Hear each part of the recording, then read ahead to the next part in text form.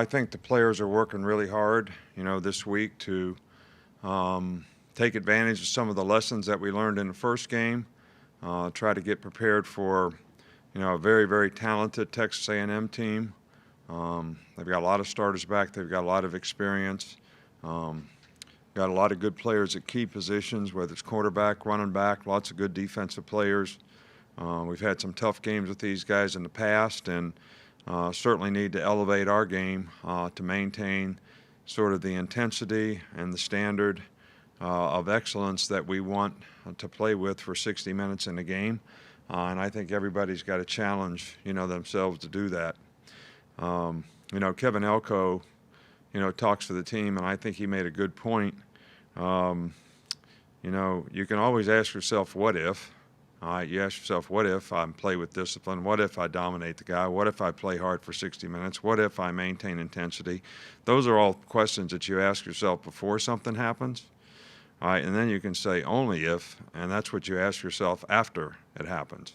Only if I'd have done this, only if I'd have prepared better, only if I'd have played for 60 minutes. So I think those are all things that lessons that we're trying to get our players to, understand that you got to pay the price for success up front, and it's important that they prepare well, and they certainly have great respect for the team that they play and what they have to do to have the best chance to have success against them.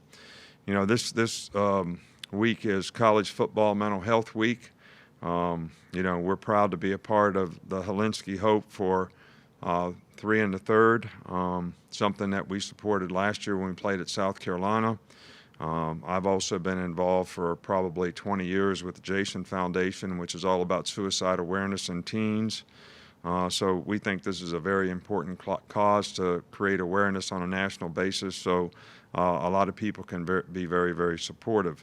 We're also taking part in the, First and Gold awareness to fight cancer, children's cancer research and curing cancer for young people. I think they've raised like $17.5 million over the years, and we're very pleased and happy to be a part of, that as well. So, with that, we're looking forward to playing in Bryant-Denny Stadium this week. I know it won't be the same without all the fans, but we know you'll be there in spirit, and I hope the fans that are there will do a great job of, helping our team and cheering our team along so that they can maintain the emotional standard that they need to be able to play well for 60 minutes. Okay, we'll start things with Michael Casagrande. I want to ask you about Charles Kelly and Christian Barmore. Will either one of them, will both or either be available at the game Saturday? Yeah, Charles Kelly was back to work today, so he's fine. Christian Barmore has practiced all week, so that we're hopeful that he'll be able to contribute in the game as well. Brett Hudson. Hey, Coach, I'm curious what has impressed you about Texas A&M's run defense, both over the entirety of Jimbo's time there, but especially last week, generating 10 tackles for a loss against Vandy. Well, they got very talented guys. They have really good, big, up-front guys that are athletic, can move, can get off blocks and run. Their linebackers can really, really run. Their secondary is really, really aggressive, especially their safeties. Their corners can cover very well. They got a talented team. They've got a good scheme. They've got a good defensive coordinator who does a great job, I think, scheme-wise. Now these guys have been in this system for a few years. They make a lot of plays. They're talented and they make a lot of plays. So it's going to be a real challenge for us to minimize those negative plays. And I think we need to be able to run the football against these guys. I think you always do if you're going to have the kind of balance you need to be successful on offense. Go with Charlie Potter now. Hey, Coach, you mentioned being back at Bryant-Denny. I just wondering what your thoughts are on the renovations that were done, especially the locker room and that tunnel you guys walked through. Well, I think it's fantastic. I think all the improvements made in the stadium, the boxes, the locker room, the tunnel, the entrance, I really do think it's absolutely first class. And as nice a facility and stadium to play in as anybody's in the country. So, and we're glad to have that. We're glad to have an administration who is supportive of trying to provide those kind of facilities. And I know our players certainly appreciate having the opportunity to compete, in that kind of arena.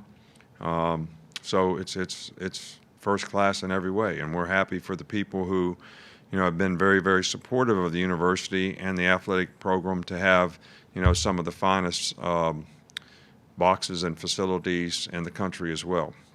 Okay, we'll go to Aaron Suttles now. I think I was wondering, what does Lebron Ray bring to the defense when he's healthy, and how difficult was the foot injury that he had to come back from that?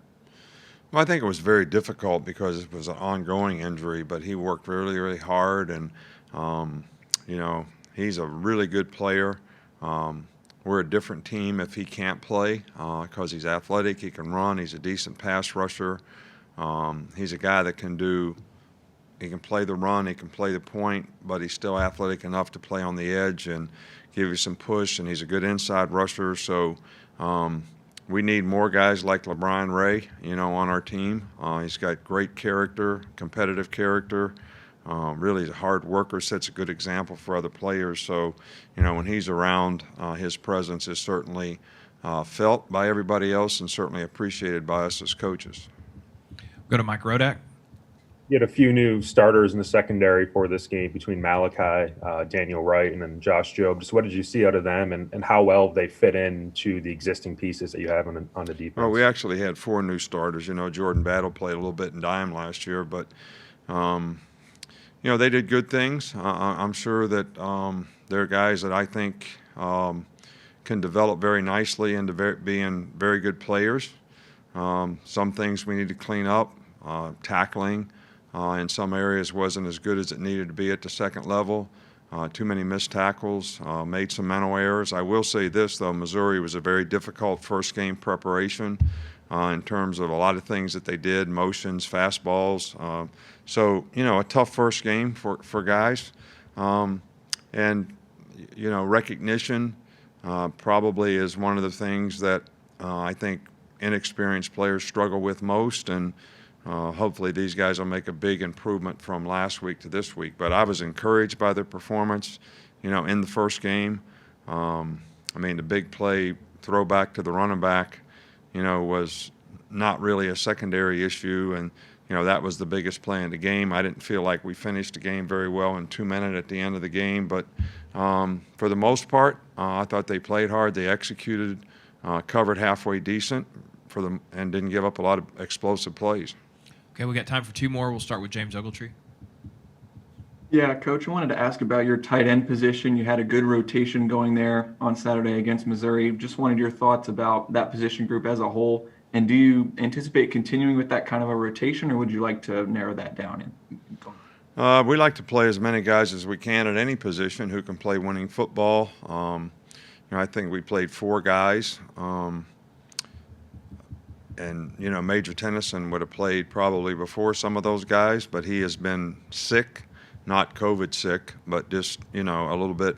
He's got an intestinal problem that has really kept him off the field for a while, but he was doing extremely well before that.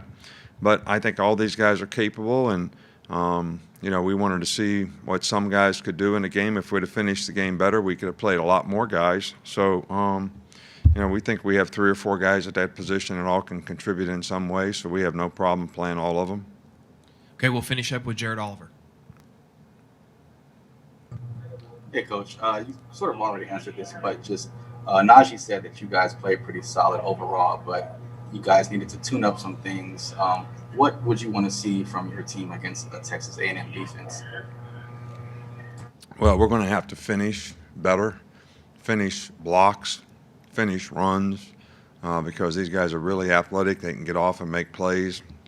We have to do a good job on third down because these guys have a lot of different pressures that they use. So we need to execute, extremely well on third down. And like beating a dead horse, I don't think we played very well in the second half, so we didn't play a complete game. So obviously that's really, really important. I guess you could ask Oklahoma, that question, because I'm sure their coach is saying some of the same things that we said. Their players probably respond a little bit better because they have negative consequences. Our players, it's the worst thing you can do is, play poorly and win. And we played poorly in the second half. And I don't think anybody's immune from that. I've told the players that, so I'm not talking about them behind their back. And it's really my responsibility.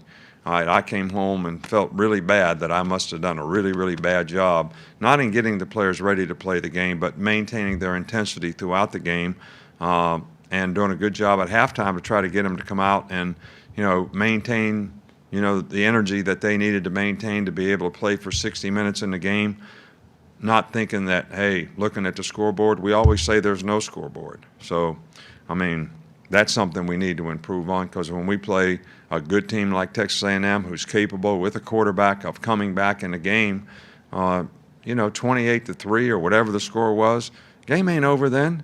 Not when there's 2 quarters left to play. All right, so that's the thing I was most disappointed in. So if I was most disappointed in, I think that's the thing we need to improve on the most.